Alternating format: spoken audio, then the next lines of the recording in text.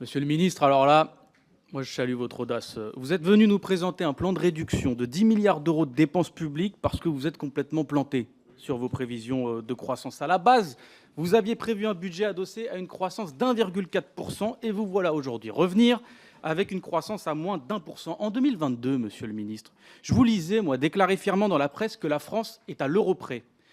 J'ai du mal à lire les notes de bas de page. Vous êtes à des dizaines de milliards d'euros près. C'est juste une paille, quoi. Alors, c'est pas comme si quelques institutions vous n'avaient pas prévenu.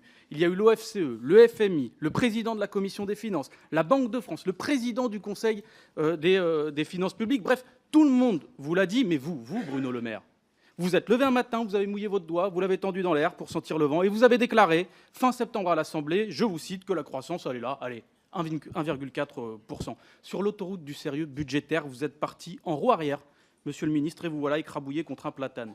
Alors, évidemment, vous n'allez pas soumettre ce bilan catastrophique au débat démocratique. La loi vous impose de passer par le vote à l'Assemblée si vous dépassez les 1,5% de crédit du budget annulé.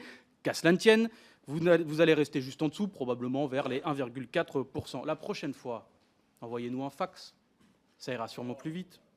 Et puis, vous nous annoncez que la réduction de 10 milliards d'euros porterait exclusivement sur l'État. Nous voilà rassurés, car nous savons maintenant que vous n'avez qu'une parole, et peu importe. Si vous allez supprimer 500 millions d'euros sur le fonds vert, sympa pour nos territoires, 750 millions d'euros sur l'éducation nationale, sympa pour les profs et les familles, 1 milliard d'euros sur ma prime rénov', sympa pour les Français qui vivent dans des passoires thermiques. Alors vous envisagez des économies partout, sauf dans la mission la plus importante de l'État.